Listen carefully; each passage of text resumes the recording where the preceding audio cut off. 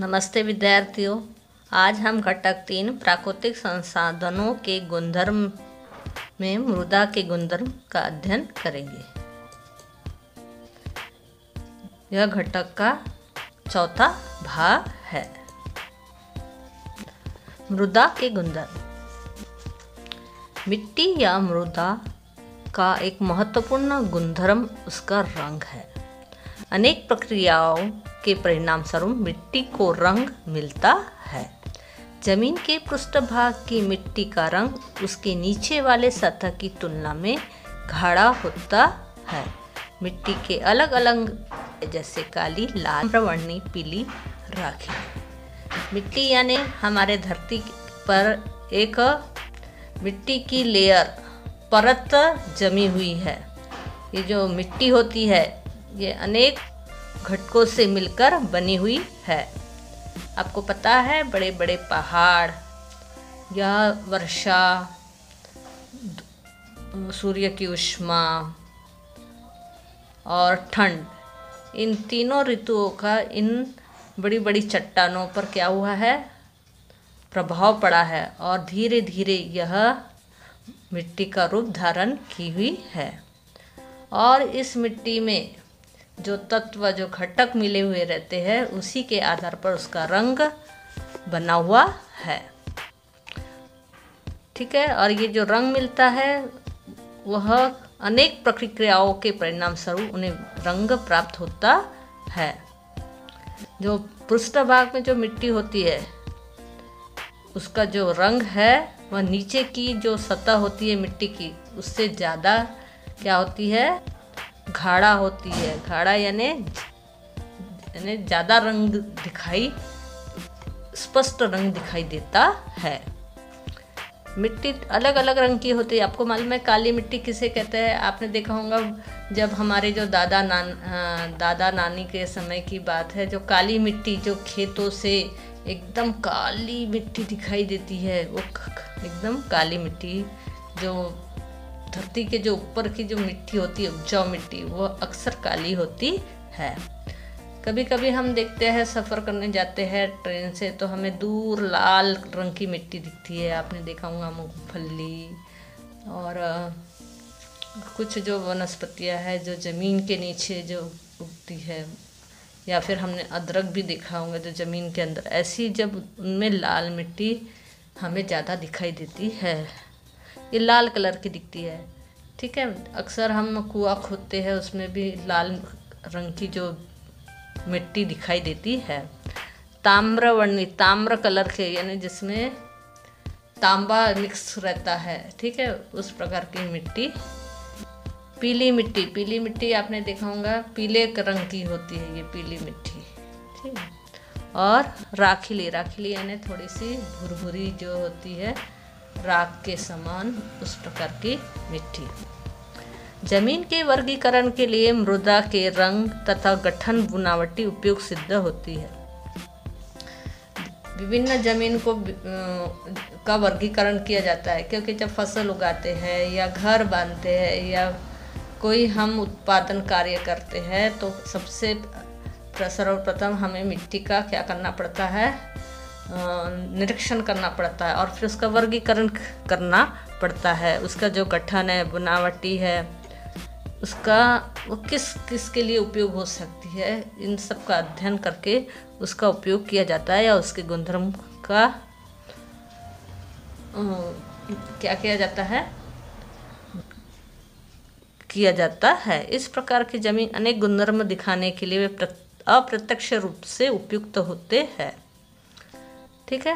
यानी ये गुणधर्म इसलिए देखा जाता है क्योंकि वो फिर आगे भविष्य में वो अप्रत्यक्ष रूप से उपयुक्त सिद्ध होती है। इसी प्रकार रंग और गठन के आधार पर मिट्टी की उर्वरकता, पानी का निकास, पानी रोक कर रखने की क्षमता जैसी अनेक बातें स्पष्ट होती है।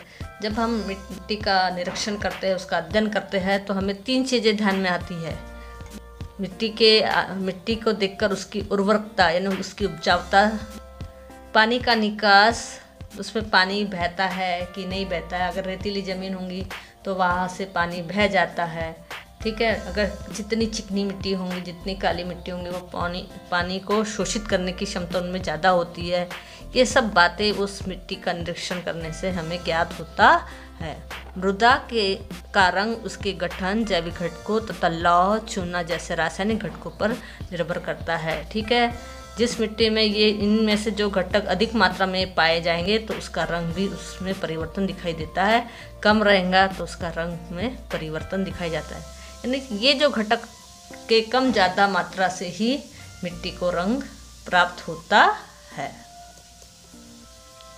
अब हम एक कृति करेंगे। ठीक है, 3 मापन पात्र, ठीक है, 3 मापन पात्र लेंगे और ये 3 कीप लेंगे, जिसके आपने अंदर देखा होगा छन्ना कागज। ठीक है, छन्ना कागज लेंगे, पानी लेंगे, महीन बालू, मोटी बालू, गमले की मिट्टी। ठीक है, ये हम सब सामग्री पहले हम तैयार करके रहेंगे। फिर से 3 मापन लेंगे, 3 कीप लेंगे, छन्ना कागज लेंगे, इसके अलावा पानी, महीन बालू, मोटी बालू, गमले की मिट्टी आदि। ठीक है, अब हम इसकी कृति करेंगे। कांच की 3 कीप में छन्नक कागज की परत बिछाएंगे। ठीक है, ये 3 पात्र लिए और उसमें ये 3 कीप और उसमें छन्नक कागज इस प्रकार परत बिछाएंगे। इनमें से एक छन्नक कागज पर मोटी बालू, ठीक है, या मोटी बालू, ब में महीन बालू और तीसरे पर दोमट मिट्टी। ठीक है, इसमें क्या है, सबसे पहले की जो छन्नक है इसमें हमने क्या लिए, मोटी बालू, या मोटी बालू यानी मोटी मोटी जो रेत के जो पत्थर टाइप रहते हैं ना, बड़ी बड़ी जो रेतीली एकदम बड़ी बड़ी रेती। ठीक है, दूसरे जो पात्र है इसमें महीन बालू यानी बारीक रेती और तीसरे में दोमट मिट्टी जो साधारण अपनी मिट्टी रहती है वो हम लेंगे। तीनों कीपों में पानी समान मात्रा में डालेंगे। ठीक है, तीनों कीप में हम लोग क्या करेंगे, एक मेजरमेंट वाला पात्र लेंगे, उसमें तीनों को उसमें पानी डालेंगे समान अनुपात में। ठीक है,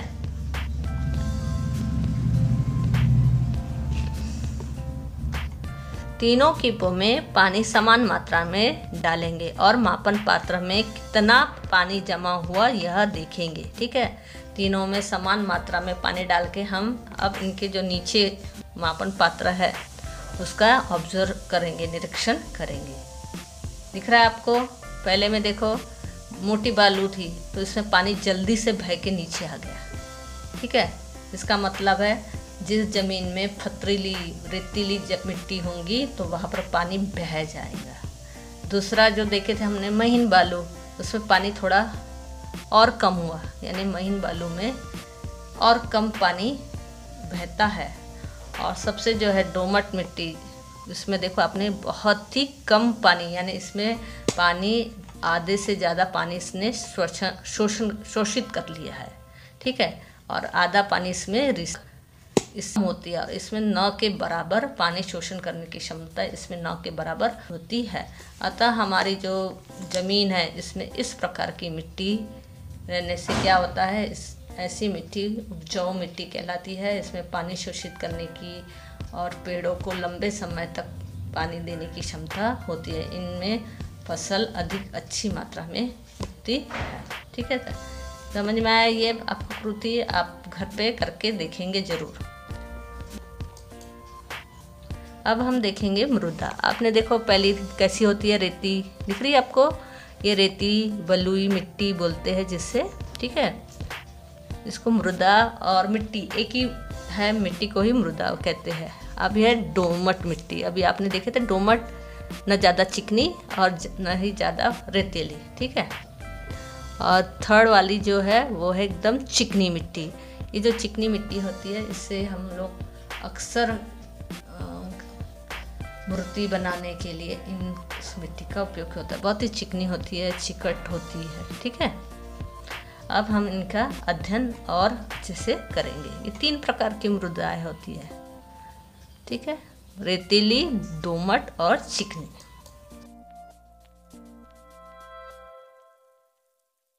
इसके आगे का भाग हम भाग 4 में अध्ययन करेंगे। धन्यवाद।